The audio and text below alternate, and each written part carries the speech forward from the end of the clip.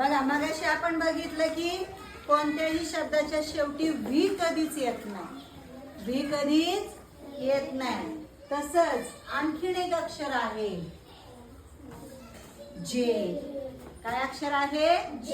जे पण कधीच शब्दाच्या शेवटी येत नाही. उच्चार जरी ज असला ज तरी देखील त्या जेच्या ऐवजी वापरलं जातं डी जी ई.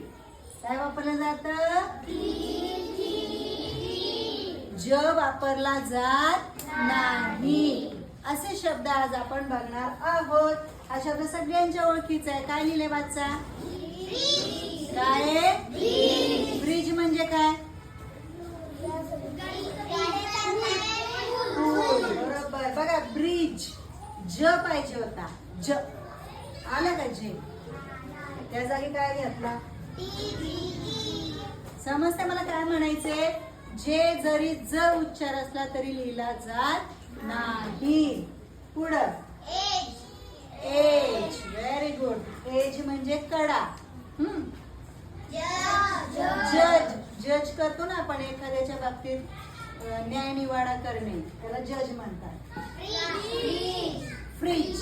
फ्रीज सगळ्यांना माहिती आहे. कशाला म्हणतात फ्रीज?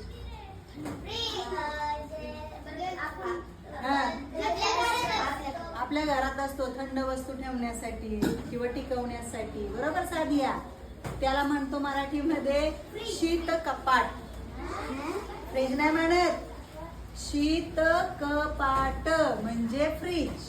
त्यानंतर व्हेरी गुड. कुणी वाचलं शब्द? छान. नॉलेज. नॉलेज म्हणजे ज्ञान.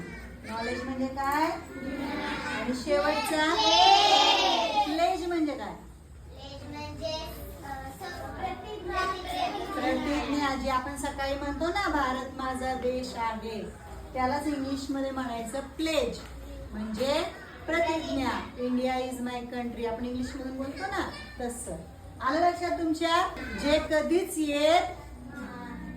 कधीच येत नाही. आणि हे सगळे शब्द आता तुमच्यासाठी उच्चारासाठी महत्वाचे आहेत. प्लेज म्हणल्यानंतर तुम्ही शेवटी जे लिहिणार नाही, डी जी ई लिहिणार. ओके? राहील लक्षात? घ्या लिहून. मग चला पटकन